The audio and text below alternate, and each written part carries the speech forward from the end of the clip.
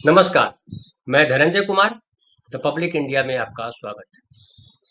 संसद से लेकर के सड़क तक हंगामा है। हंगामा है एसआईआर का। और राहुल गांधी ने जो शुरुआत की, जो कहा था कि एटम बम फोड़ेंगे, जो शुरुआत की है वो बहुत आगे निकल गई है, संसद के भीतर भी और संसद के बाहर भी। संसद के भीतर जो है, खड़गे साहब बता रहे थे, वो बात कर रहे थे कि सांसदों को नहीं मिलने दिया जा रहा है चुनाव आयोग से, कोई गड़बड़ी करने के ख्याल से नहीं गए थे, लेकिन वहां भी बात करने नहीं दी गई।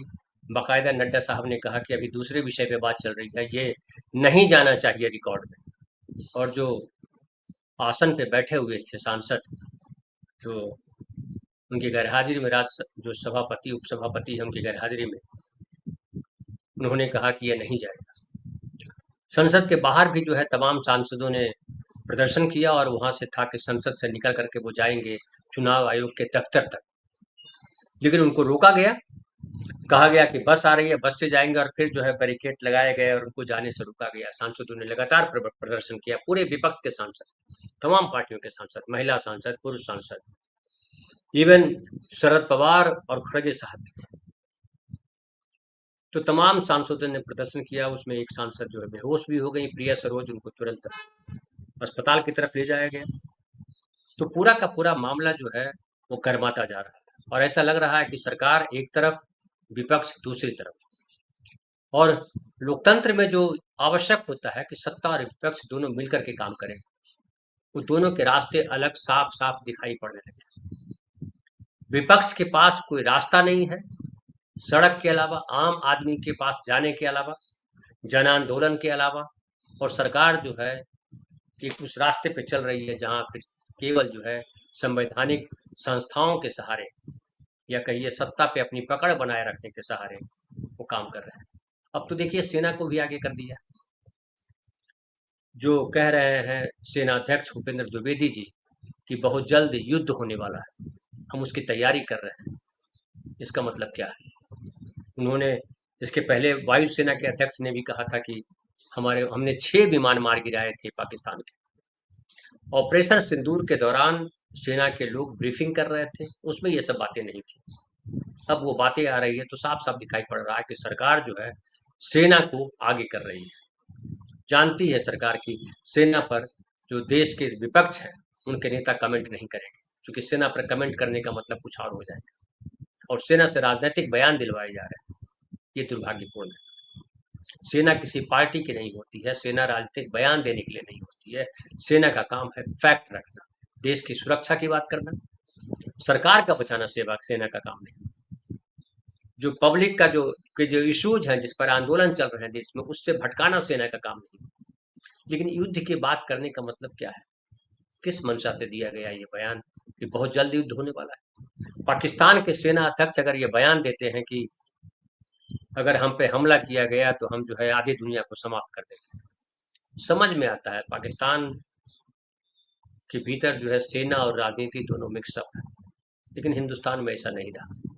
लेकिन क्या कहा जाए कि नरेंद्र मोदी सेना को भी राजनीति में घसीटने में लगे हुए। जिस तरह से सेना के अफसरों ने बयान दिए, जो जिस तरह से बयानों में अलग अलग फैक्ट्स हैं, कभी कुछ कभी कुछ कभी कुछ, एक साथ सारी चीजें उभर कर नहीं आ रही। लग रहा है कि समय समय के अनुसार जो परिस्थिति बनती है उसके हिसाब से बयान दिलवाया जा रहा है, और सेना के अधिकारी जो है बयान दे रहे हैं, और ये दुर्भाग्यपूर्ण है। दूसरी तरफ जो है चुनाव आयोग है, वो चुनाव आयोग केवल और केवल ऐसा दिख रहा है कि उसका एक मकसद है किस तरह से बीजेपी को डिफेंड करे। चुनाव में जो गड़बड़ियां हुई है, जो राहुल गांधी आरोप लगा रहे हैं, अब तो सारे नेता आरोप लगा रहे हैं। अखिलेश यादव ने कहा कि चुनाव आयोग जो कह रहा है वो गलत कह रहा है, और 18,000 हमने हलफनामा दायर किया था कि देखिए इन लोगों के नाम काटे गए। चुनाव आयोग ने कुछ नहीं किया। उन्होंने कहा कि जो वोट चोरी की बात कर रहे हैं, वोट चोरी से मैं आगे बता रहा हूँ, वोटों की डकैती की गई। और वो आप जो है उत्तर प्रदेश में विधानसभा के उपचुनाव हुए, कुंदरकी का जिक्र किया, और दूसरे विधानसभा चुनाव का जिक्र किया। आपको याद होगा उस समय जब विधानसभा के उपचुनाव हो रहे थे तो बाकायदा पुलिस ने जो है लोगों को रोका, पिस्तौल तक तान दी, उनके वोटर आईडी कार्ड चेक करते थे और रास्ते से उनको डरा देते थे। तमाम तरीके की चीजें हुई, लेकिन चुनाव आयोग चुप रहा। कहीं भी ऐसा नहीं हुआ कि री इलेक्शन हो या चीजों को कंट्रोल किया जाए। अखिलेश यादव ने तो यहाँ तक आरोप लगाया कि प्रशासन जो है अपने हिसाब से प्रिजाइडिंग ऑफिसर वगैरह वगैरह वगैरह सब तय कर रहे हैं। यानी पूरी तरह से चुनाव आयोग बीजेपी सरकार के कंट्रोल में है। अगर बीजेपी के सरकार के कंट्रोल में चुनाव आयोग है और जिस तरह की बेईमानी की बात की जा रही है, जिस तरह से उभर करके आ रहा है राहुल गांधी के प्रेस कॉन्फ्रेंस के बाद, उसमें साफ साफ दिखाई पड़ता। अब तो बहुत सारे पत्रकार लग गए इस पर, तो जगह जगह से बिहार से खूब सारी खबरें आ रही है, मध्य प्रदेश से खबरें आ रही हैं, राजस्थान से खबरें आ रही हैं, अलग अलग प्रदेशों से खबरें आ रही है, किस तरह से एक एक मकान में जो है 50-50, 100-100, 150-150 फुट। ये क्या है? चुनाव आयोग बिहार में एसआरआई करा रहा है और एसआईआई कराने का मकसद था कि सही और प्योर वोटर लिस्ट बनाएंगे। लेकिन जो हालत है, जो बिहार एसआरआई की जो चर्चा है, उसमें साफ साफ दिखाई पड़ रहा है कि चुनाव आयोग मनमानी कर रहा है और पूरा विपक्ष एसआईआर के खिलाफ खड़ा है। क्योंकि ये जो चुनाव आयोग कर रहा है, ये जो चुनाव आयोग के कमिश्नर है, बेईमानी कर रहा है। लेकिन अब सवाल उठता है कि रास्ता क्या? सरकार अगर बेईमानी पर उतर आए, सरकार अगर ज्यादती पर उतर आए, सरकार के जो जो जो संवैधानिक संस्थान है उनके उनको इस्तेमाल करने लगे सरकार, क्रश करने के लिए, विपक्ष की आवाज को दबाने के लिए, चुनाव जीतने के लिए, सत्ता में आने के लिए, तो फिर रास्ता क्या है? ये सबसे बड़ा सवाल है।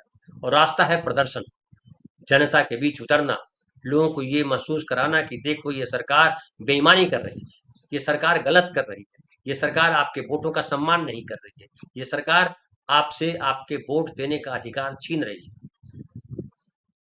ये सारा ही और वही दिखाई पड़ रहा है। जब 65 लाख बिहार में जो है वोटर को बाहर किया गया और चुनाव आयोग ने ये भी कह दिया कि हम नहीं देंगे आपको लिस्ट कि किन किन का नाम बाहर किया गया है। सुप्रीम कोर्ट को कहा, आज सुनवाई होनी है 12 तारीख को। सुप्रीम कोर्ट ने कहा था कि आप जो है 56 लाख 65 लाख जो मतदाता बाहर किए उनकी लिस्ट दीजिए। मना कर दिया चुनाव आयोग कि हम ये देने के लिए बाध्य नहीं है।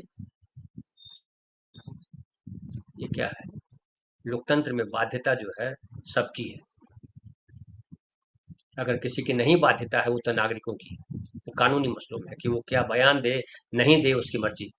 लेकिन जो व्यक्ति भी सरकारी पद पे बैठा है, वो चाहे संवैधानिक पद हो या नौकरशाही का पद हो, तमाम पदों पर बैठे व्यक्तियों की ये जिम्मेदारी है कि वो नागरिकों के प्रति जवाबदेह रहे, वो संविधान के प्रति जवाबदेह रहे। और कोई ये नहीं कह सकता कि हम बाध्य नहीं है। हर संस्था बाध्य है कि वो जानकारी दे। अगर सुप्रीम कोर्ट कह रही है कि आपको जानकारी देनी चाहिए, तो जानकारी दी जानी चाहिए। सुप्रीम कोर्ट के कहने के बाद भी चुनाव आयोग ने क्या किया?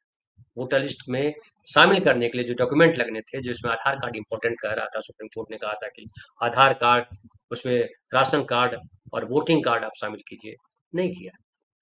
और अब वहाँ वेरिफिकेशन चल रहा है। चुनाव आयोग ने कहा है सुप्रीम कोर्ट में कि एक भी आदमी का नाम नहीं कटेगा जो जेनविन हो गया। कैसे तय करेंगे जब आप लिस्ट ही नहीं देंगे? कैसे ढूंढेंगे हम कि हमारा नाम वहाँ है या नहीं? कैसे हम पता करेंगे कि हमारा नाम जो है, जो ड्राफ्ट बनाया गया उसमें है या नहीं? और जब पता नहीं चलेगा तो हम कैसे अप्लाई करेंगे वोट के? कई सारे मामले हैं, लेकिन चुनाव आयोग कुछ भी सुनने को तैयार नहीं। चुनाव आयोग जब सुप्रीम कोर्ट को अंगूठा दिखा रहा है, उसको धता बता रहा है, तो बाकी राजनीतिक पार्टियों को तो देख लीजिए कि राहुल गांधी को कह दिया उसने कि आप झूठ बोल रहे हैं। राहुल गांधी अगर लोकसभा के विपक्ष के नेता झूठ बोल रहे हैं, तो फिर सच कौन बोल रहा है? केवल नरेंद्र मोदी सच बोल रहे हैं? केवल बीजेपी के लोग सच बोल रहे हैं? या केवल चुनाव आयोग सच बोल रहा है? अगर चुनाव आयोग केवल कहेगा कि मैं ही सच बोल रहा हूँ, मैं ही तय करूंगा, तो ये गड़बड़ बात है। चुनाव आयोग सच बोल रहा है या नहीं बोल रहा है, वो आम आदमी देख रहा है। वो सुप्रीम कोर्ट में वो प्रस्तुत करना था कि हम सच हैं कि नहीं है, लेकिन नहीं किया। क्या सुप्रीम कोर्ट आदेश देती है, वो देखने वाली बात है। लेकिन जिस तरीके से प्रदर्शन बढ़ता जा रहा है, जिस तरह से विपक्ष इकट्ठा हुआ और जिस तरह से सरकार के खिलाफ सड़कों पर माहौल बनता जा रहा है, आम आदमियों के बीच माहौल बनता जा रहा है, उससे पता चल रहा है कि सरकार के लिए आने वाले दिन और मुश्किल होने जा रहे हैं।